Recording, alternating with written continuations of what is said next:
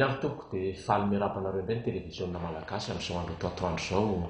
Fa iny efa maromaro any no natrehantsika hatramin'izay teolojiana izay tsy nitondra ny anaram-piangonana moa eto fa nitondra ny tenin'Andriamanitra arakarak'izay fantany, ary izay koa mitandritsika eto amin'ny fandaharana tsy hitonona fiangonana hitona olona ho amin'ny fiangonana fa hitona olona ho an'Andriamanitra. Tonga izahay nitondra anareo lohahevitra maromaro any eto izay tsy fa eny am-panidinana angamba ny alalantsika azy fa mitondra vahiny anankiray aminareo izay eto dia tsisy izany fa ny teolojiana izay mpitandrina ary pasteura Andrea Malala Roland. Faly miarabanao pasteura ny televiziona malagasy ary nafinaritra taminao izay teny isaoranay anao dia vao natsony ianao dia tsy nany. Tsy ohatran'ny fiangonana sasany hoe mila autorisation na mila mihera amin'ny ranona sy ranona ary izay moa dia mialatsiny amin'iny fa ny tenin'Andriamanitra tsy ilana autorisation. Raha tonga Jesosy amin'ny ora farany tsy mila autorisation vao hanatona azy fa mivantana ny anatonana an'i Jesosy ka dia isaoranay anao izany ny pasteura ary dia misaotra anao ny televiziona malagasy mandray an'izany atao hoe fiangonana aleona nanazava azy fiangonana MNFK, izany hoe mitombo amin'ny fahalalana any Kristy. Ianao pasteura aloha no anolotra anao satria raha hiady hevitra tsy mifankalala tsika dia sarotra ihany ka dia meko anao pasteura aloha mombamomba anao voalohany fantatro majery. Miarabanao Monsieur Faly ary miaraba ihany koa ny mpanaraka tsy tapaka ny televiziona malagasy izay liana dia fantatra indrindra amin'izao andro faran'izao mahakasika ny tokony fepetra tokony raisina eo amin'ny fiomanana ny fahatongavan'i Kristy indrindra manoloana ny toe-javatra misy moa manerana n'izao tontolo izao ary tapina fiainana ihany koa eto Madagasikara hoe inona moa no mahatonga ny korotana misy vao miresaka an'izay kristianina izay dia ohatran'ny hoe tonga dia Kristy ny ao an-tsaina voalohany. Indraindray ohatran'ny hoe mahazo tsiny ny mpanao politika, mahazo tsiny ny mpitondra fanjakana, mahatonga ny korotana misy eto amin'ity izao tontolo izao ity na eo amin'ny firenena anankiray. Fa rehefa miditra lalina ianao anatin'ny soratra masina dia tena vokatry ny ataon'ny kristianina no mahatonga korotana, satria raha mibokin'ny Daniela fotsiny jerefantsika Andriamanitra ozy mipetraka mpanjaka, izy no manaisitra mpanjaka. Dia raha vao misy zavatra tsy miady atao amin'ny kristianina dia miatraika ka ny kristianina raha ndraiky fianarana ho an'ny jentilisa ka ny kristianina mikorotana satria io zany tsy afaka ilaza mihitsy hoe zako nge tena mpitondra firaisana fa zao tsaraina ny teny atao tsaraina amin'ny fampianarana entina ary mba miezaka araka ny fanomezam-pahasoavana nomen'Andriamanitra za manokana dia resy lahatra tanteraka Monsieur Faly na inona fiangonana kristianina misy dia fiangonan'Andriamanitra. Kanefa rehefa jerevanao ao anatin'ny soratra masina ny manadiady izany tombontsoa no mahatonga an'izay ka raha tsika kristianina raha mitady tombontsoa dia misindra mitasy mitantanana ranoko izay dia mitady tombontsoa dia io ny zavatra mitranga satria misy koa nefa nitehezaka ao amin'ny famarina dia manjary ao anatin'ilay fiangonana raha vao tena hoe hikatsaka ny fiainana mandrakizay dia voatery tsy maintsy mivoaka ho azy ilay olona dia manangana fikambanana dia izay koa lasa tarafiny eo amin'ny firenena dia azagaga maniry ohatry ny anana ny fiangonana mitsangana fa maniry ohatry ny anana koa ny politika satria nahoana inona no mahatonga an'izany tsy firaisana tsy manatanteraka ny tenin'i Jesosy Kristy tsy hitoriana farany amin'izao vanim-potoana izao ary mety ho gagotsika hoe maninona mikorotana ny firenena avy amin'ny ataony naim-pitory filazany tsara izay tsy mahay mitaiza ny fiangonan'Andriamanitra lasa niteraka fizahozahoana sy fisarahana dia mijeritsika zao raha mitantaran'ny apokalipsy hoe inona no mahatonga an'izany eo amin'ny toko faharoa ny voalohany fotsiny raisika hoe sorato amin'ny anjelin'ny fiangonana any Efesosy eo amin'ny Smirna sorato amin'ny anjelin'ny fiangonana any Smirna izany hoe io Andriamanitra io zany tsy manaraka fa ny fiangonan'ny Efesosy hatramin'ny Laodika dia afatra mitovy no nomeny samy soratana ao amin'ny anjelin'ny fiangonana kanefa rehefa jerevanao soratra masina dia Andriamanitra mihitsy mamely ny mpitory filazantsara satria tia anjely ity amin'ny teny grika dia angelosy ny dikany izay dikany dia hoe iraka izany hoe na ny mpitandrina ny fiangonan'Andriamanitra dia zao soraty alefaso ty taratasy ity ho an'ny mpitandrina ao amin'ny fiangonana Efesosy na mpitondra filazantsara ao amin'ny fiangonana Efesosy satria mahita mihitsy Andriamanitra hoe ny toetra ny mpitandrina tsy maintsy toetra ny fiangonana ka raha ohatra mpitandrina mpanaratsy olona daholo ny fiangonana raha le mpitandrina mpanao politika daholo ny fiangonana rehetra raha le mpitandrina olona mpizaozao daholo le olona rehetra fa raha le mpitandrina toy tena mibebaka daholo ny fiangonana rehetra ary mitanjona kendren'Andriamanitra mitovy soato amin'ny anjela fiangonana Efesosy sy Mirina Pergamos dia milaza ny fahadisoana atao amin'ilay fiangonana izy mba hatonga tsy tena afatra ho an'ilay fiangonana fa afatra ho amin'ilay mpitandrina isika mpitoro filazantsara okareo tonga amin'ny fibebahana dia tonga amin'ny fibebahana daholo ny fiangonana rehetra ary raha vao tonga amin'ny fibebahana tonga amin'ny firaisana.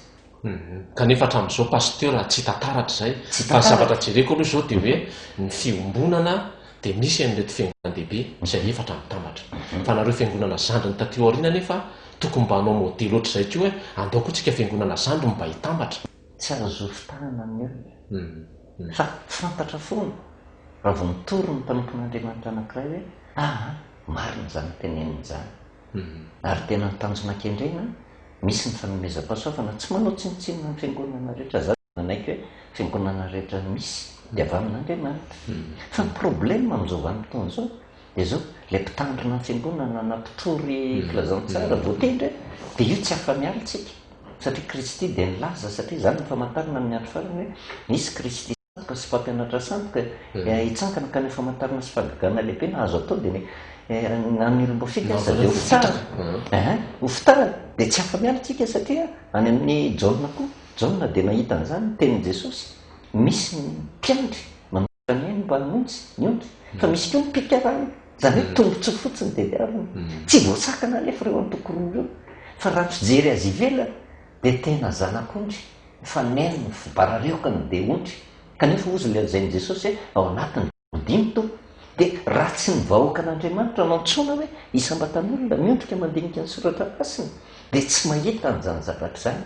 mba hatanteraka an'izay firaisana rehetrarehetra izay satria matsiaro toana ny tena hoe hoaiza mitondrana an'reto vahoaka an'Andriamanitra reto amin'ny fotom-pampianarana tsisy satria tena misy mahavita mihitsy mitondra ny tenin'Andriamanitra kanefa tsy ho any amin'ny fiainana mandrakizay dia misy mandeha eto Antananarivo misy Mazanga Fianaratso misy any amin'ny faritra Toamasina any ary raha sitrapon'Andriamanitra ary dia hoe misy ary efa tena hoe misy ny avy any an-dafy manafitra an'io ary tsy mahita ianao izany ao anatiny hoe tena fizahozahoana na fa tena manampy ny fiangonana ary nitanjona kendrena hoe antsika fiangonana dia oka hidrika ao anatin'ny soratra masina dia raisy ny marina fa tsy voatery tsy maintsy ianao hialo amin'ny fiangonanao ka hifindra ry fa matetika kosa nefa rehefa miziroziry ny mpitandrina hoe izay indray dia tsy manaiky ny marina lafy ny olona fa sakafo tena izy ka raha ao anatin'izao fandaharan'izao tombony ho amin'ny fiangonana mba ho tonga amin'ny firaisana raha tsy hijery fotsiny firenena malagasy ary za dia tena manaiky asiako mafy ny tena araka ny teneninao hoe misy ny FFKM tafavondrona efa tsara zay misy ny sekta tokony vondrona ary ny tokony ho izy ary tokony hivondrona koa na ny FFKM na ny sekta satria tsy misy anarana aza ho mpamonjeny fa saingy ny zavatra mitranga dia ohatrany hoe firaisana hafahafa indraindray ny mitranga fiain'ny fiatsaram-belantsika hoe tena alohantsika iray marina tokana ihany ka raha miondrika ao anatin'ny soratra io ihany lalina tongavana amin'ny firaisana fa saingy tafaraka ihany fa saingy migobay akelika ihany zao le pasteur na ao anatin'le firaisana sy ny fijerena tenin'Andriamanitra fotsiny ara dia fahita hoe hafa za zao hoe to akaikiko eto anao dia efa teneniko aminao zao hoe reto aloha zao no netiko baiboly toriana baiboly maro karazana raisa roa telo efatra koatra ny ianao na mifantatrao ny teny hebreo na ny teny grika na ninona aloha nareo kristianina ve tsy afaka hanao oatra musulman pasteur hoe rehefa hitoro ny Coran izy dia amin'ny teny arabo tsy mahita ianao Coran amin'ny teny frantsay na Coran amin'ny teny anglisy fa raha te hiditra anatin'ilay fivavahana silamo anao aloha dia aza miditra ao raha tsy mahita teny arabo ny kristianina nefa baiboly maro karazana tsy teny aminao pasteur fa raha nataoko hoe ny anjatony angamba aloha dia kely dia reto fotsiny zao profy teneniko aminao hoe reto dia efa misy karazana baiboly samihafa eto amiko eto tsy afaka ve nareo mpitondra fivavahana pasteur tena ametraka mihitsy ny aloha hoe tia ny fototra anankiray tsy misy dika teny samihafa zay mandray amina dogma sy ny fampianarana zay metimety amin'ny tenao fa hoe tia le tenin'Andriamanitra ny ainga avy amin'ny teny hebreo zay mbola manana satria ny vahiniko anankiray tamin'ny ray volana dia manana n'ilay baiboly tokana zay miteny hebreo zay ao anatiny izy ary lazay moa tao anatin'izany hoe tsy hovany dika teny samihafa miova dia aleo tia fototra ty aloha nijerena ary nareo hoe pasteur ao anatin'izay tsy afaka andinika an'izay hoe alohan'ny ikambanantsika raha ngaha aloha aleo aloha le tena fototra ny ikambanana hoe tia ny hoe angana dia amin'izay tsisy hevitra miovaova na teny miovaova tsony ao anatiny fa tia ny voasoratra marina mpitandrina. Tena marina mihitsy izay teninao izay monsieur Faly, fa raha ny tena marina manaiky an'izay daholo ange ny kristianina fa mifototra tena mipohira ny baiboly satria tao amin'ny firenena Jeos dia vao tena tamin'ny teny hebreo mihitsy. Fa sainga io Andriamanitra io tsy hoe sitrapontsika na gasy antsika na sitrapon'ny frantsay na frantsay azy raindray arangeny gasy mba maniry teo fotsifotsy ohatran'ny frantsay gasy ary ny gasy dia nomen'Andriamanitra ny teny gasy fa izay le hoe baiboly izay paritaka eo tsy voatery hoe tena ningana teny nandikana andreo nizaniza mpandika teny dia ninga foana tamin'ny fototra araka ny teneninao hoe ohatran'ny silamo zao izy ianao hoe tena tsy mahita dika teny amin'ny teny frantsay na teny anglisy diso ianao fa za manana coran ny teny fa tsy ekeny iny misy eny le izy fa tsy ekeny misy amin'ny teny anglisy fa tsy ekeny tsy eken'zareo fa rehefa teny fototra reo dia ity dia misy nefa ny silamo ohatrany hoe tena manaiky an'ilay fotom-pampianarana silamo fomba hoana moa no hoe tena tonga dia hoe tena andraisan'ny teny arabo kanefa izy gasy raha tsy ho azavaina amin'ny teny gasy dia na inona nataony zany na manaiky izy na tsy manaiky dia tsy maintsy misy izay dia ohatran'izay keo mahatonga ny tia satria Andriamanitra tia ny firenena rehetra dia manendry olona ao amin'ny firenena anankiray dia tena tonga dia tena misy olona mitsindriny fana handika an'ilay teny hebreo mba ho azon'ilay firenena anankiray ka raha ny marina zany ireo baiboly ireo tsy misy hoe baiboly miafaka ireo na misy dika teny katolika zao dia misy midika teny protestant taka ny ty ampiasaiko ty misy an' Jesosy mamonjy manany azy misy ny teny manany azy hoe tena izy amindreo marina tsy misy marina hoe tena ny anarero ny marina fa ny fitambaran'ireo rehetrarehetra ireo mamoaka hevitra anankiray raha mijeritsika zao ny amin'ny Mateo toko fahadimy ny 5:20 ary eo no mahadiso hevitra ny olona mahatonga azy hoe raindray rehefa tafiditra lalo amin'ny soratra masina anke dia raisina arabaka dia manjary tsy mahatakatra tsony ny zavatra lazainy soratra masina. Jesosy miteny an'ity fa lazaiko aminareo marina dia marina tokoa sy mandra-pahafonana ny lanitra sy ny tany dia tsisy foana akory ny amin'ny lalàna na dia litera ray na teny-tsoratra iray aza mandra-pahatanteraka izy rehetra. Lalàna resahan'i Jesosy Kristy ity dia rehefa tena ady adinao dia egalina tenin'Andriamanitra. Raha vao tenin'Andriamanitra dia baiboly tamin'ny andro nitenenan'i Jesosy Kristy an'ity tsy mbola voasoratra ny testamenta fa ny baiboly tamin'ny teny hebreo tamin'izany zany nandika ary araka satria Jiosy nitoriany tamin'izay vanim-potoana izay dia teny hebreo nampiasaina nandikana ny baiboly ary ny teny hebreo tany ampiandohana dia saiky tamin'ny alalan'ireny tsoratra ohatra hoe mandray ohatra zany hoe nisy zanatsoratra fa reny tsoratra daholo ary izy tompon'le teny tonga dia mahalala hoe zao midikany izy io fa taty aoriana voatery tsy maintsy namorona na zanatsoratra mpahafahana mamaky azy mandray ohatra zao hoe latabatra dia zay latabatra zay zany raha mifanoratra reny tsoratra fotsiny dia LTBTR raha nizao vanim-potoana zao nandeha anao hiteny hoe tena mbabadao kely aty ny LTBBR tsy azony fa sina zanatsoratra kanefa rehefa tonga indray le zanatsoratra dia amin'ny fanoratra amin'ny teny hebreo dia izy le zanatsoratra neutre izy ohatra hoe manoratra ay ianao dia raha vao tsisy teboka iny dia neutre tsy tsisy dikany fa iny ay iny raha asianao teboka anankiray dia lasa i asianao teboka roa dia lasa hoe asianao teboka telo dia lasa dia ohatrohatran'izay zay dika teny zay nyteny Jesosy Kristy hoe ao anatin'ny teny anankiray dia misy hevitra anankiray nidika an'ilay teboka na litera ray zay tsy azo foanana ozy zany hoe ny hevitra avoaka amin'ity amin'ny teny dika teny protestanty dia teboka anankiray zay ny avoakan'ny baiboly katolika teboka anankiray zay ny avoakan'ny teny frantsay teboka anankiray zay na litera ray dia zany rehetrarehetra zany miantona dia mandray ohatra amin'izay tsika ao anatin'ny baiboly dia maneho an'izay hevitra samihafa zay ny tenin'Andriamanitra ohatra fotsiny ny apôstoly mandray ohatra ao no fomba filazan'ny Matio azy entsika ilazana hoe maninona ny misy baiboly katolika aloha misy baiboly protestant ho avy ihany rehefa ve fa alefa ny Matio toko 4:20 zao dia ny Matio zay nanoratra azy ny fahitana azy zavatra tokana ihany ny hita n'reto apôstôly rehetra fahitana araka ny fitantarany Jesosy azy ireo ny 5:20 dia zao ny ilazany azy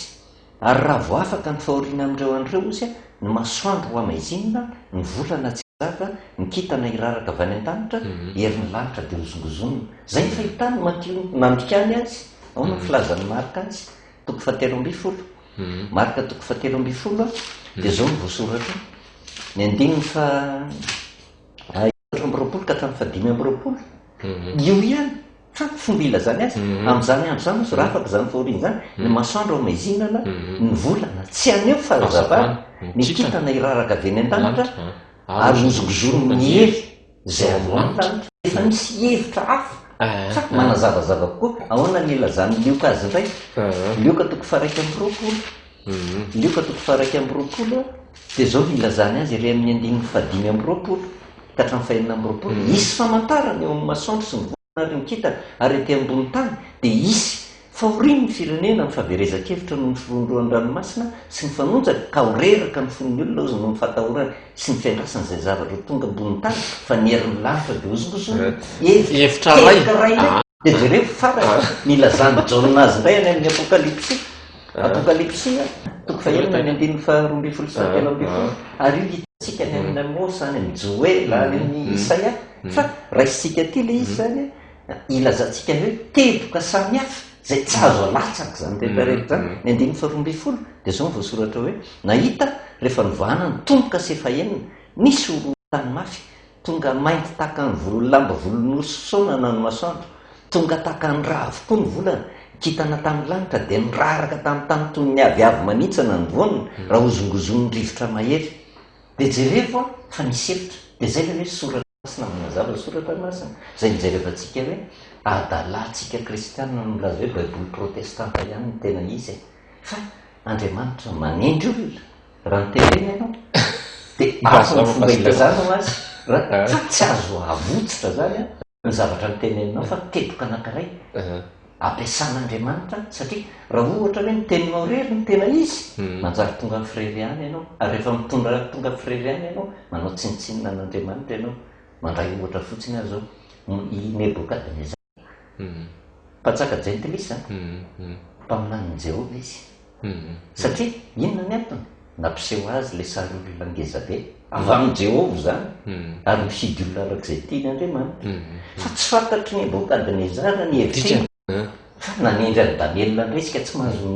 mialatsiny amin'ny fitenenana tsy mahazo mizesy Daniela hoe izy nalala ny dikany fa tsy nahafantatra ny dikan'le sary olona volamena Daniela raha tsy nanofo Nebokadnezara azoko zay dia ohatran'izay koa ty ataon'Andriamanitra mitandrika ohatran'izao mamoaka hevitra ray mazava zay pasteur tena mazava zay azay manontany olona foana manko amin'ny fandarany ty hoe nahoany rangaty ity izy misy karazany maromaro aminao izy zao dia tsy anontany tsiny fa zay vao mazava hoe Andriamanitra no manome fahalalana ho an'izay fanjaran'izay mandray zany pasteur no mandika raha tsy fantary fotsiny zay mandinika ao anatin'izay fantany zay pasteur ny loha hevitra anankiray fa dia ianao moa ny eto pasteur fa dia hiditra loha hevitra hafa indray tika pasteur mahita zao any faminaniana satria anao niditra lalàna teo Moïse naminany ny atao hoe tany amin'ny testamenta taloha izay efatra voalohany tany Jona naminany taty amin'ny apokalipsia fa izy mirahalahy reo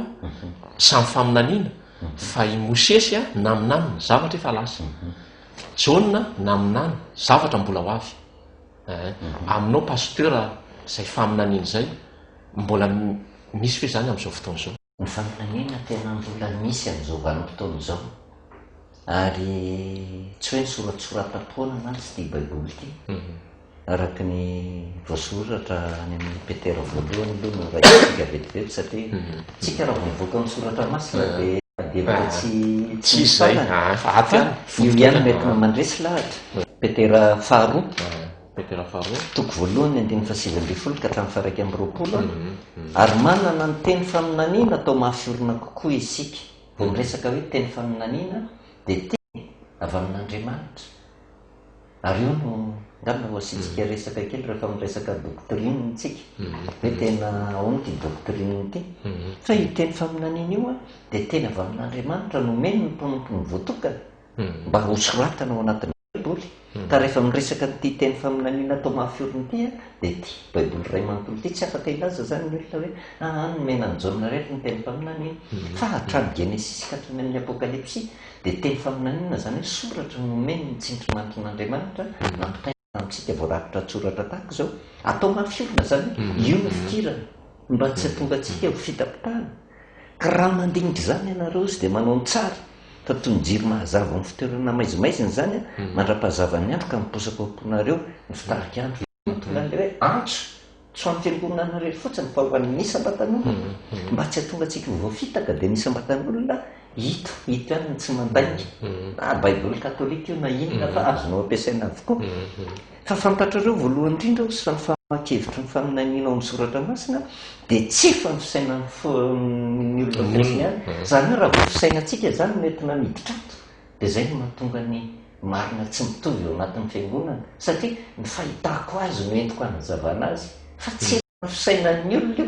fa ozy ny lazaina hoe fa tsy misy faminaniana avy tamin'ny sitrapon'ny olona tany aloha rehetra fa avy tamin'Andriamanitra ny tenenany olona araka ny tondrany fanahy masina azy ka raha hanazava soratra masina zany dia soratra masina ihany manazava soratra masina indraindray zavatra soratan'ny Mosesy any amin'ny apokalypsy vao mahita azy ary any amin'ny bokin'ny Misaia ihany moa dia miteny hoe Jehova ny teny an'izany zaho ozy le milaza ny farany hatrany amin'ny voalohany dia ny zavatra misy zao a vao miresaka fotsiny ianao genesis Mosesy no nanoratra io fa ny genesis toko voalohany faharoa fatelo fotsiny io fotsiny no adeditsika dia tonga dia milaza ny faminaniana amin'ny andro farany fa ny olona ny tsy mahatakatra an'izay milaza ny lalàna io milaza ny Jesosy Kristy io fa fomba hafa ny tondrany azy fomba hafa ka ny zavatra nomeny Mosesy dia faminaniana nomena ny jaona dia faminaniana dia tsy maintsy fantarina inona moa no atao hoe faminaniana satria eo mahavalalana ny olona satria ny olona raha vao miteny hoe faminaniana zao no eo an-tsain'ny olona filazana ny zavatra hitranga amin'ny avy marina ihany zany fa tsy ampy fa tsy zay ny atao hoe hevitry ny faminaniana fa ny faminaniana any amin'ny apokalypsy no manazava azy ny ankohaka teo amin'ny tongony aho mba hivavaka aminy zy aroisy tampotandrao fa aza manao izao fa mpanompo namanao ihany a sady namandreo raharanareo zay mitana ny filazanan'i Jesosy Andriamanitra ihany ny vavaosy fa ny filazanan'i Jesosy no fanahany faminaniana ny atao hoe faminaniana zany a dia filazanan'i Jesosy ary tsy maintsy fantatrao inona ny dikan'ilay fanahy zay le hoe dia soratra masina ihany manazava soratra masina tsy hidirantsika aloha iny fa ny atao hoe faminaniana zany dia filazanan'i Jesosy ka raha vao filazanan'i Jesosy dia fantatry ny kristianina rehetra fa vao miresaka Jesosy dia famonjena ny atao hoe faminaniana zany a dia filazana teny manambara ny famonjena ka raha ohatra zao zay raha tena hoe mpaninan'ny Jehova dia tenin'Andriamanitra azahoany olona antoka amin'ny famonjena afantariny an'i Jesosy ka raha hiteny aminao hoe monsieur Faly tena nahazo faminaniana avy tamin'i Jehova fa ny faminaniana azo dia azo solomaso dia apetrao ny fanontaniana raha nahazo solomaso misy Jesosy leo anatin'izay tsy faminaniana zay ary zay a zavatra hitanao aty ny faminaniana rehetra raha vao tsy izy Jesosy tsy faminaniana zany fitaka ny ao ambadik'izay rehetrarehetra zay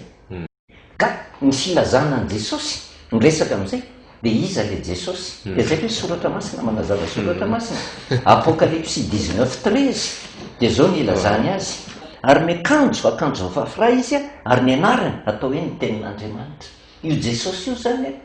le miakanjo vafra iza ny anarany ny tenin'Andriamanitra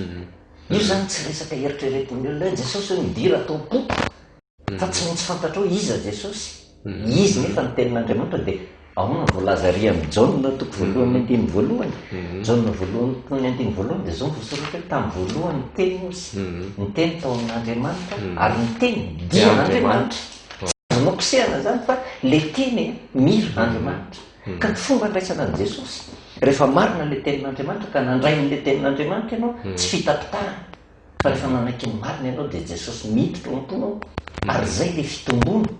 raha mbola hoe tena androany ianao nandray a mety mbola teraka fa tsy hoe nandray an' jesosy ianao dia nisondrotsofo ny raisinao fa izy ray manotompo fa saingy mety hoe ray andro izy ny eo aminao dia araka ny fitombona lasa jesosy heritaona ny eo aminao dia tombomitomboatra any ny anarany nefa ary amin'ny apokalipsitiko voalohany ny andiny favalo zao no alfa sy omega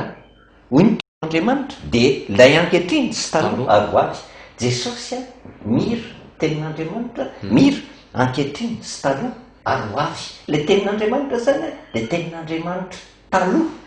dia tenin'andriamanitra ankehitriny dia tenin'andriamanitra ho avy ny atao hoe faminaniana zany dia sy ilazany ny tenin'andriamanitra taloha testamenta taloha ahoana ny fatanterahany zany amin'izao vanim-potoana zao ary inona hanambarany zany amin'ny ho avy raha misy milaza faminaniana zany zao toetra ao anatin'ny soratra masina. Raha ohatra anazy ohatra teneniko aminao hoe sarotrarotra ihany kosa aloha pasteur satria amin'izao a ny olona mila famantarana. Raha amin'ny andro mosesy a mbola azo ataoko hoe olona mbola atao tsy dia be loatra ny fahotana dia akaiky koa Andriamanitra satria raha mahita ianao zao ny tsy mosesy an'Andriamanitra ny raha tsy teny hoe eo dia mivaly taty amin'ny David izy efa nisy mpanelanelana rehefa nelavidavitra ary sao zany arakarak'le fahotana dia efa tena lavitra mihitsy no mety hamaly Andriamanitra sa mety tsy hamaly na mety tsy ianao na misy tsy fantatra olozay pasteur fa ianao ny teolojiana mahalala an'izay pasteur Andriamalala zao ny manko pasteur ahoana moa ny noko ary zao raha izao zao anao pasteur eto amin'ity plateau teny hoe zao rangahy miomaninareo fa efa tombotra amin'ny farany a efa zao ny zavatra efa miseho a voalaza ny soratra masina raha olona mamaky baiboly dia mahafantatra an'izay fa ny olona ho an'le tena jentily tsy mahalala baiboly mihitsiny zay ny hoe mila n'le faminaniana mety marina sy olofantana izy a ahoana ny alana an'izay famantaran'izay pasteur. Zao ny problème manatsy eo amin'ny kristiana amin'izao vanim-potoana zao ary hitako hoe fahotana mahafady avy amin'ny mpitoro filazantsara ny famantarana sy ny fahagagana no indraindra mba hitaritana ny olona tena hoaona ny olona pasteur normal zany ao anatin'lefa fahoriana zao kosa ve izy no miteny hoe mivavahanao fa ty misy vola na ianao tsara dia zavatra mitranga raha mijeritsika zao ny contexte amin'izao toko fahaenina misy vanim-potoana keny tenin'Andriamanitra fotsiny jesosy mitory olona rehetra dia ireo olona ireo tsy nankataka tamin'i jesosy hoe nohony zay jesosy fa zao jesosy mijery azy satria naharitra ny ainy ary matoa izy maharitra ny aina vao tsimpona po satria fiainana mandrakizay tsy araka nyrenesana araka ny fampianarana jiosy satria nahatongavan'i jesosy dia tena hitondra fanavozana fa nisy fadisoana teo amin'ny fitandrenana ny lalàna araka ny jiosy dia namahanyzay jesosy kristy dia rehefa tonga ny ariva honena jesosy ozy mijery nyreto olona reto tsy le olona nankataka fa jesosy miteny tamin'ny mpianatra hoe mionareo any izy mba hizahana toetra ny mpianatra hoe fantatro reto mpianatra reto hoe fa za lay teny tonga nofo izy ny tsy mahalala an'izany hoe teny tonga nofo jesosy teny nefa dia Andriamanitra zay fotsiny napirofo fa tsy azo noedikevitra fa Andriamanitra jesosy fa nonona teto amin'ity zao ty dia nanao fahagagana izy dia tao le tantaran'le mofodimy sy azan-dranorona ampitomboana famantarana zany tsy ny olona nangataka famantarana fa jesosy manamarina ny teny jesosy any amin'ny matitoko fahenina any andiny fahatelo ambin'ny folo hoe raha tena telo amin'ny telopolo raha tena mpanompon'Andriamanitra raha tena fiangonan'Andriamanitra dia jesosy miteny hoe aza mingataka akory ny amin'izay hoanina zay hotafiana zay hosotroana fa fantatr'Andriamanitra fa tokony anareo zany fantatsoany fanjakana sy ny famarina lozy omena anareo mamaim-pony zany dia jerena nge ny olona amin'izao vanim-potoana zao sy ny fitoriana filazantsara zay hoanina zay hotafiana zay hosotroana raha voatra zay nitoriana tsy nitorompiankonana ny olona anao bandrolina ngezabe nge ianao dia tena fitoriana ny filazantsara goavina isy fanasitrana dia tonga fa raha hoe ny fitoriana ny filazantsara goavina hidiranao ny fanjakana lavitra tsy notra ny olona satria tsy misy an'izay hoanina zay hotafiana satria ny fitoriana dia ahorona ny famantarana inona ny zavatra mitanga amin'izay rehefa avy eo tany amin'izao natoko fahenina zay le olona rehefa nomena amin'izay le mofo tonga indray le olona nitady an'i jesosy ny ampitsony iny rehefa nitady an'i jesosy izy a dia lasa ohatra nanatsafa vina ianao radony tonga dia fantatry jesosy mitao ampony tsy zany ngeny dia diavinareo fa le sakafo maly fa le sakafo zay ny problème ny olona jesosy a tsy jesosy tsy no tediavin'ny olona fa le sakafon' Jesosy. Raha ataony mizana zany izy amin'ny mavesa-danja ny mofony vola ny voninahitra sa Jesosy mofony vola ny voninahitra. Fa raha tsy mitory an'io tsy mahazo olona. Kanefa mila zany raha mikatsaka ny fiainana mandrakizay reo mena mamento tsy mila mangataka an'ireo zany ianao tonga de menindreo menindreo fa nolona tsy manaiky any ka raha tsy ianao kosa nesa so pasteur nanazava an'izay aloha raha izahara aloha tsy nahazo an'izay de raha tsy ianao kosa nanazava an'izay aloha miverina amin'izay tsika satria andro farany zao 24 misy antony matoa Jesosy miteneny raha vao famantarana sy fahagagana dia mahazo olona nefa ny zavatra misy amin'ny andro farany ny 1420 isy Kristy sandoka sy parina ny sandoka hitsangana ka ny famantarana lehibe sy fahagagana raha azo atao na dia profity aza dia votahana ny parina ny sandoka dia volona maty ka mahavita an'io izy ka raha io ny antony famantarana fa Andriamanitra dia fantary foana raha misy fahagagana atao avaisa avy amin'Andriamanitra ahoana no afantaranao an'izany isambatan'olona miendrika anatin'ny baiboly tonga dia mianjanjy eo mianjanjy eo zany akory tsy midika raha tsy mitory famantarana sy fahagagana ianao ve dia tsisy famantarana ny olona tena miaraka amin'Andriamanitra mahavita famantarana sy fahagagana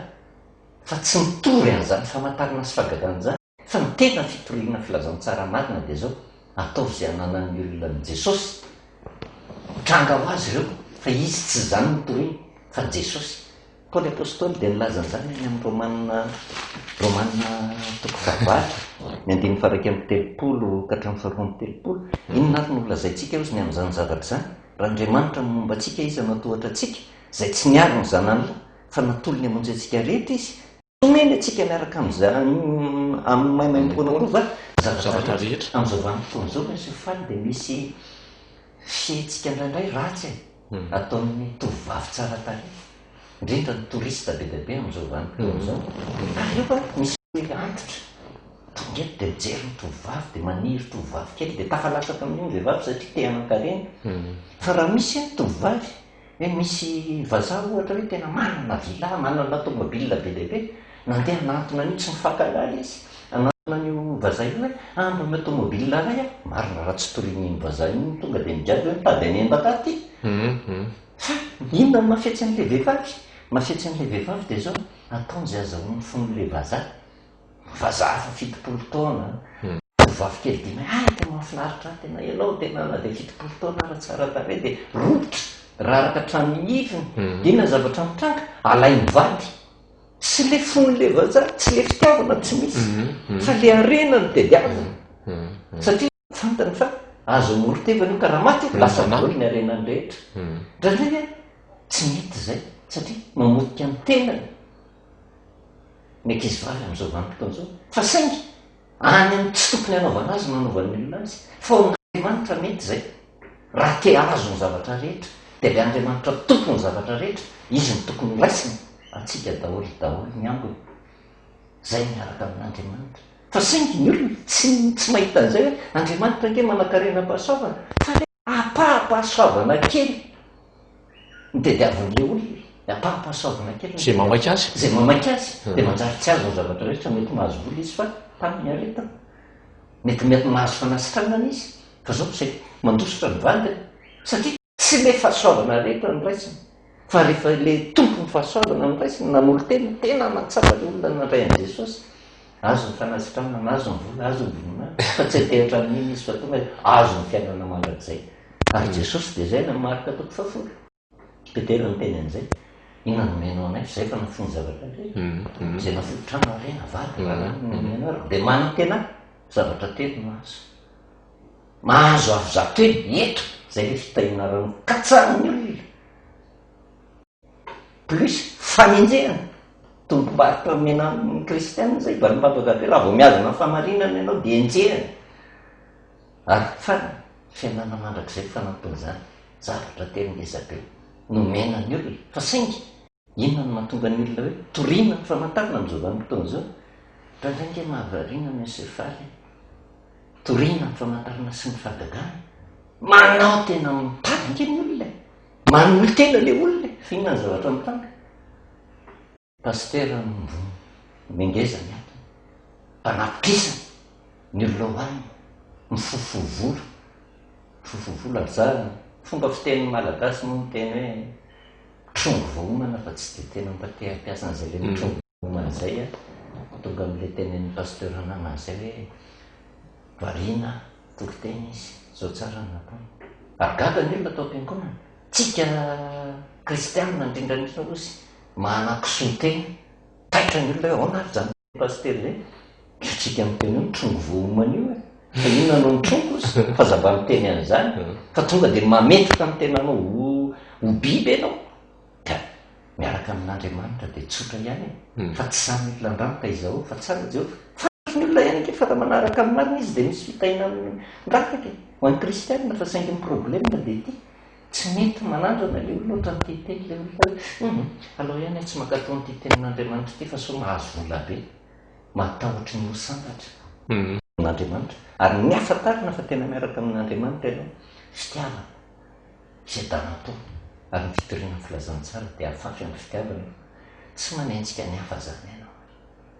ary tena tsy misy afaka irery hoe za mitoro ny marina fa ny lalàna soratra masina dia toriana izy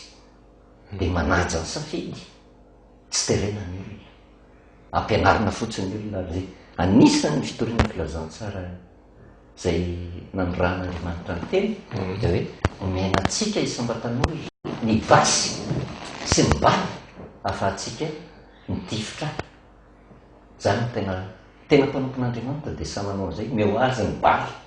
ary tsoratra masina mba ahafahany mizaha toetranao marina be izay torianao pasteur lavalava lohevitra mahafinaritra anay resaka raha zara lasa valiana pasteur fa jery lohevitra hafa indray tsika pasteur rombahana ny fanjakan'ny lanitra ary sarotra be zao amin'izy io satria raha hoe ny lanitra tena rombahana dia eo ilay vehivavy folo virginy dia mabagaga ny pasteur dia zao ny maha virginy anazy ilay fahadiovana atao nefa ny dimy ny raisina dimy tsy ny raisina mandeha indray ilay fampianarana anankiray tsy haiko nao amin'ny jaonina izy zay ilay milazany hoe mianetsah prala ny ray ny raisina ny ray tsy ny raisina dia eto pasteur mieritreritra hoe tsika kosa hoe to maromaro dia akisasaka ve zany pasteur hoe ny atsasany amintsika na mivavaka ara mety tsy raisina fa ny atsasany no raisina ahoana pasteur ny fanomezana zay fampianaran'izay amin'ny mateolojianina anao pasteur Andriamalala miazo lazainy raha fitinina ny teny tokana zay teny zay ny fitaka farany ataon'ny devotra raha mijery an'ilay Matthieu 24 teo tsika hoe izy Kristy sandoka sy mpaminany sandoka mpaminany sandoko zany ange tory anao hoe tena andao isotro tokana andao ijangajangana niny tia tenin'Andriamanitra ity no hoentiny ary zay le virgine dimy adala sy dimy endry zay raha vao miresaka hoe virgine matetika tsy dia resahana ny lehilahy fa vehivavy foana no entina ilazana zany ary raha vao miresaka vehivavy anatin'ny soratra masina araky ny Efesianina toko vadimy dia miresaka fiangonana ary ny fiangonana virgine dia hoe fiangonana miazona ny famarinana ary ny famarinana nefa tsy hafa fa ilay tenin'Andriamanitra dia ireo zany samy nandray an'ilay tenin'Andriamanitra zany hoe tsy izay rehetra mivavaka akory dia mahazo ny famonjena fa amin'izao vanim-potoana izao miafina ao anatin'ny fanompom-pivavahana ny fitaka farany ataon'ny satana ary zay no intsonany olona iondrika ao anatin'ny soratra masina satria resaka famantarana miresaka fona kosa aloha pasteur tapahako ianao ohatran'ny olona kosa ny ahoana moa ny alalany kosa pasteur hoe tirangale tena fiangonana marina zany satria saryteny zao noentina nazavanao teo le vehivavy virginy folo ahoana kosa moa tena alalany tirangany tena marina anatin'le fiangonana satria nisy atao anatina fahajambany mitady fahazavana ny afantarana azy tsy hoe ahoana no afantarana ny fiangonana marina tsy misy fiangonana tena manana ny fahamarinana eto fa ahoana ny tena afantarana Jesosy zay ihany no tena zava-dehibe ary zay ny tokony ho asa ny fiangonana tsy fantatra nefa hoe inona io marina io raha tsy ny olona isam-batan'olona ty manana ny teny faminaniana ao zay atao mahafiolontsika ka dinio zay rehetra ambarany filazantsara voalazato ve fa raha tsy voalazato aza mety arebireby satria any amin'ny jaonina voalohany toko fahy efatra dia zao ny ilazany azy ny amin'ny fampianarana sandoka ozy sy ny tokony itiavantsika ny rahalahy ny any akentsika fanambaran'Andriamanitra ny zanany andimy voalohany ka hatramin'ny fahatelo baiko mena kristianina zay ry malala aza mino ny fanahy rehetra izao toetra ny fanahy na avy amin'Andriamanitra ireny na tsy satria maro ny mpaminany sandoka nefa lasa amin'izao tontolo zao zao nahafantaranareo ny fanahyn'Andriamanitra ny fanahy rehetra zay manaiky efa tonga tamin'ny nofo Jesosy Kristy no avy amin'Andriamanitra ary ny fanahy rehetra izay tsy manaiky an'i Jesosy dia tsy mbava amin'Andriamanitra ary zany fanan'ny Antikristy izay renareo fa efa ho avy sady efa amin'izao tontolo izao. Ary andrasany hoe pasteur André Malala any amin'ny apokalypsy zao dia misy an'le hoe indrozy izy hitako ny seza fiandrianana roa. Ka rehefa jerevanao le seza fiandrianana roa dia mazava ho azy zany fa Andriamanitra sy Jesosy Kristy tsy nanana toerana tao ny fanahy. Dia ahoana indray ny fanazavan'ny pasteur an'izay? Tsotra, rehefa azonao le fanazavana an'le hoe raha tokan'Andriamanitra dia tsisy fanazavana azo atao hoe Andriamanitra mira, Jehova mira fanahy. 20 Desambra 2024 pasteur izay be plaza amin'izao tsika izao. Efa nanontaniako tamin'izay teolojiana sy mpitandrina tety any izy io manana ny fandraisany azy moa ny tsirairay satria faminaniana izy io mety ny maya tamin'izany fotoana izany dia na ny tsirairay koa manana ny fandikany azy ka mba fahitanao an'izy io pasteur zava-misy aloha izao ny zavatra teneniko dia ozy izy zao hoe tsy namitaka ntsony ny baiboly. Za fotsiny izao no miteny hoe tsy namitaka ny baiboly fa raha namitaka ny baiboly ny tsara zao fiainan'izao fa ozy ny baiboly hieratsy zao fiainan'izao dia tena mieratsy tokoa izy pasteur ary naneto Madagasikara dia mieratsy toy izao hoe marina le baiboly fa nieratsy zao fiainan'izao ka tia hoe faminaniana tsy anatin'ny baiboly le maya fa faminaniana noentina foko tamin'izany fotoana izay tsy kristianina fa tena olo-tsotra mihitsy izy pasteur nefa namantatra ny zavatra hoe ao anatin'izao 12 zao izay anarivo fotoanany tamin'izany fotoana. Ahoana pasteur ny fahitanao izay? Ireny zao ho an'ny kristianina tsy afaka ilaza tsika hoe marina ve zany ary tsy afaka ilaza koa tsika hoe diso ve izany fa ny zavatra rehetra matory ny sofina dia misy hevitr'Andriamanitra foana mba hatonga fiomanana. Ohatra ny teneninao teo hoe Nebokadnezara satria Jean-Christ nefa ny tenenan'Andriamanitra mpaminany Jehova izy nefa Jean-Christ ary tena raha misy ny olona afaka irere koa anatin'ny testamenta taloha dia Nebokadnezara ny tena tompon'izany andro farany izany fa singa tsy nomena azy ny fahalalana fa Daniel indray no nasaina fa tsy afaka mirere koa Daniel satria izy nga nahita n'le nofy fa ny hevitra dia takan'izany koa ny kalandrema ary tsy izy irery fa be deaibe ny mpaminany amin'izao vanim-potoana dia io ny andro farany. Eo amin'ny sehatra siantifika ihany koa dia hoe raha ny fanadihadiny misy ara-tsiansa dia hoe tena ty taona 2012 ty mampanany misy an'ireny hoe mety ho rita faran'izay goavana mitokona, misy ny tsunami goavana, misy ny cataclysme naturel be deaibe mety hitranga ary ny atahorana dia andravana tontolo izao ty ary samy miezaka ho amin'io fa saingy na misehatra ranofo na misehatra ra-panahy dia lasa rarotina foana mba hitadiavana tombontsoa amin'ilay vahoakan'Andriamanitra ka mahatonga korotan-tsaina amin'Andriamanitra. Ary zay dia samy laza hoe za misaotra an'Andriamanitra fa misy zany fa tsy afaka ilaza hoe marina zany satria fa mba farafaratsiny raha io tokoa raha farandro inona tokony atao tokony iomantsika fa za manokana zany dia zao tsy afaka anao tsinitsinina n'izay zavatra zay ohatra fotsiny tamin'ny andro ny maky tsy malala an'izao fa nahita izy nikitana teny an-danitra ary nahafantatra misy mpanjaka ho teraka fa tsy misoratra masina ny baiko atsy kanefa tanteraka ny zavatra atao ary mety zavatra ohatran'izany koa kalandre maya io fa ny filazana hoe io ny fataperan'ity zao tontolo izao ty soratra masina dia milaza an'izany na miorana ny fotoana na zany ka tsy nomena an'izany noho izany raha zay farandro zay nefa dia tsy afaka ilaza hoe tsy misy afaka nonona Desambra 2012 ny zavatra hitranga fa raha ny soratra masina ny dimihana soratra masina ny dimihana dia ny mampatahotra ifandraisana dia zavatra tokana ihany sisany tsy tanteraka ao anatin'ny soratra masina Matthieu 24 fa ny amin'izany andro izany izy dia hisy fahoriana lehibe izay tsy mbola nisy to azy hatr'izay ny andohan'izao tontolo izao ka mandraka ankehitriny sady tsisy intsony io zany ny zavatra hitranga ary vo fiandohany ny fahoriana ny zavatra misy ary na dia ny fikorontanatsaina dia manamarina le hitantsika tary amin'ny Luka 3:13 hoe tena hisy fahaverezan-kevitra amin'ny olona rehetra miandro izay tonga ambony tany anatin'izany daholo ary tena mahavariana ty taona 2012 ty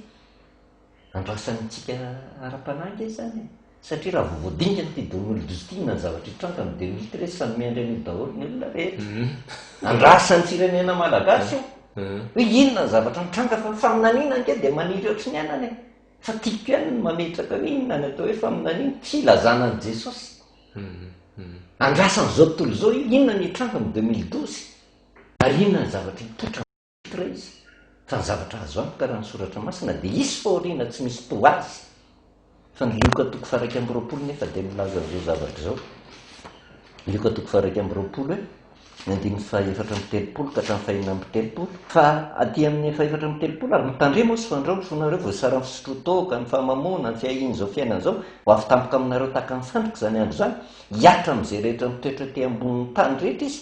ambenaka mivavaha mandrakariva mba hery ianareo ka handositra zany zavatra ho avy rehetra zany ary hitsangana anatrehany zanako tena olona miaraka amin'andriamanitra tsy tratra ny aloha izy io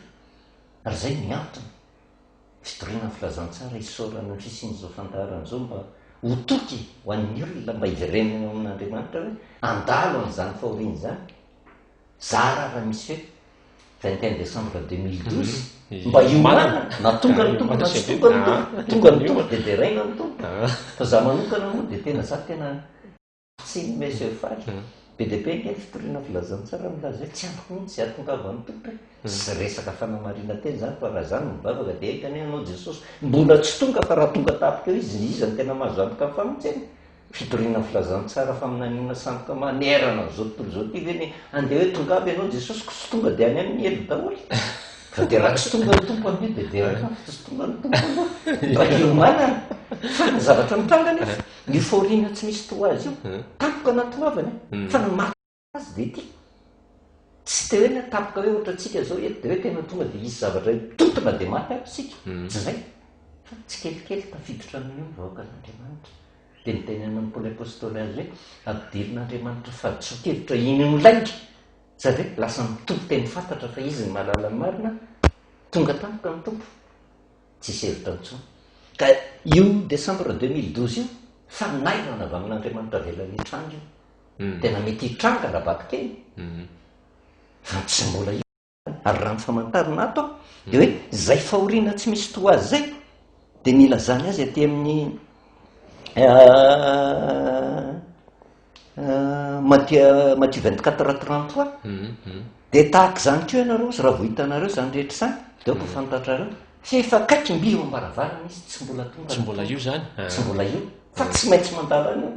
fa ny zavatra hitranga dia ty zay tsy manana n'andriamanitra tratrany io ary tena mikaikaiky apokalypsy toko fahenina fa miresika eo amin'ny toko fahenina ny andiny fa roambifolo ny famantarana melohan'ny fahoriana lehibe io dia le hoe nahita aho rehefa nivoany ny tomboka se fahenina nisy tany mafy ary tonga mainty tahaka ny volony ososaonana ny masoandro tonga tahaka ny raha avokoa ny volana lanitra dia niraraka tamin'ny tany toy ny aviavy manitsana ny vonomantana raha ozongozon'ny rivotra mahery lasa tahaka ny taratasy voaorona ny lanitra ary ny tendrombohitra sy ny nosy rehetra nafindra ny ala tamin'ny fitoerany ary eo amin'izay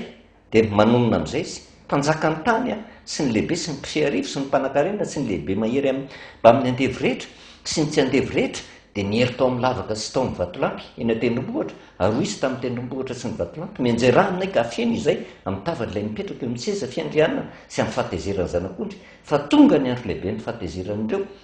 mahajanona famantarana milohan'ny atongavan'i Kristy zany zany hoe tsy miteny intsony zany voninahitra ny laza mihery fa ho diseritra izy amin'izay vanim-potoana zay tena manakarena ozy izy na mpanjaka mpanjaka raha izy raha vao miteny hoe izy areo hihatra olona tsy manaiky ny soratra masina nge dia atao amin'ny apokalypsy toko fasivy satria raindray avahan'ny olona hoe misy ny tomboka se fahenina misy ny trompetra misy ny tomboka se fito misy ny trompetra fito misy ny loza fito fa ireo tsy miseho amboan'ny fotoana saina fa vahana ny tomboka se zany hoe misy zava-miafina nafenina dia tsofina ny trompetra fa maninona ny tsofina ny trompetra ho avy ny loza dia aty amin'ny trompetra fitsofana ao anatin'izany tsika dia ny zavatra mitranga ny andiny faharoapolo fa tsy voakikony eo aloha eo fa mifanindra an-dalana amin'io apokalypsy toko fahenina eo fanindra an-dalana amin'ny Matthieu 24 dia ny olona sisa zay tsy matin'ireo loza ireo dia tsy nibebaka hiala amin'ny asan'ny tanana mba tsy hivavaka amin'ny demonisy ny sampy volamena sy ny volafotsy sy ny varana sy ny vato ary azo zay tsy mahajery na marena na hafa mamindra ary tsy nibebaka tamina nohony olona izy na tamin'ny nanaovan'ody ratsy ny tamin'ny fijangajangana na tamin'ny alatra nataon'io zany hoe raha vao tonga io tsy manana sainy mibebaka ny olona zany zao vanim-potoana zao vanim-potoana tena ilan'andriamanitra nenina ka raha izao ny olona tsy manolo tena rehefa ho avy ilozy io tsy manana fotoana hidirana amin'izany tsy misy tonga dia very zany tonga dia fahaverezana satria nampidirin'Andriamanitra fahadisokevitra ozy iny olaika ny tamin'ny vola ny arena ny laza ny voninahitra ny fahefana ary eo nafantaranao ny fitaka amin'izao andro faran'izao satria zay le marika apetaky ny bible ampahana rehefa miresaka ny chiffre 666 io ange monsieur Fall dia manjary misy fiangonana manenjika fiangonana dia manendry olona mihitsy nefa rehefa jerevanao ny soratra masina no marika enina amby enimpolo sy eninjato tsy zay fahadisokevitra eny ara-pasteur fa lava be ny fandarana androany ary mino zay fa nahaliana an'izay rehetra nainy eno sotranao a pasteur Andrea Malala Roland fa tonga ianao a natsona tsy ny ambaamba teny farany angamba tsy fantatry zay atolotra ao ia dia voalohany indrindra moa misaotra an'Andriamanitra tsika ary raha tanteraka zao fandaharana teto amin'ny fahitalavitra zao tsy herin'olombelona fa famindrapon'Andriamanitra ho an'ny vahoaka malagasy mba tsy hahatonga azy ho voafitaka ary teny farany moa antongotra vanim-potoana ka resaka moa ianao teo hoe ny 21 décembre 2012 rasana ty tokoa reny olona ka io ny farany inona no azo atao fanenjika aleo miverinao amin'Andriamanitra ary hitatsika firenena malagasy efa tafiditra ao anatin'ny kiso vokatry ny tsy fifankatiavana dia antso no ataoko amin'ny anaran'i Jesosy ho antsika mpitory filazantsara ho antsika fiangonana rehetra aoka tena hitsahatra mihitsy ny fifanenjena aoka tena hoe mieritsika ray manontolo zany tena mentritsika ny bebaka amin'Andriamanitra mba nanantsika firaisana hitondrantsika ambavaka an'ireo mpitondratsika ireo fa ny zavatra azo antoka zay mety sarotra amin'ny olona zany no manaiky izay fatodika amin'Andriamanitra isika kristianina aloha voalohany indrindra dia ain'Andriamanitra no mametraka mpanjaka endry ananany firenena fiedana fa raha vao tsika kristianina mbola fanenjika ary zay nge no mahafafa an'Andriamanitra Andriamanitra zany raha vao adala ny kristianina mpanjaka adala no mapetraka Andriamanitra ho anafaizany azy endry kristianina mpanjaka endry mapetrany ao ka mankasitraka atsika ihany koa manaraka n'izao fandaharana zao matoky sy mino fa sy ny fiadanan'ny tompo ho amintsika mandrakariva ary dia manentana atsika hoe tena andao samy hiaraka hitondram-bavaka ny firenena sy ny mpitondra nizaniza mipetraka eo dia hitondram-bavaka satria Andriamanitra reny no afaka mafy ny fatoran'izao firenena zao eny ara-pasteur fa dia misaotra anao fa zay moa zany ny fotoana hoitintsika anio fa dia manome fotoananao indray zay amin'ny lahady voalohany volana manaraka izao amin'ny ray volana izao ka dia veloma tompoko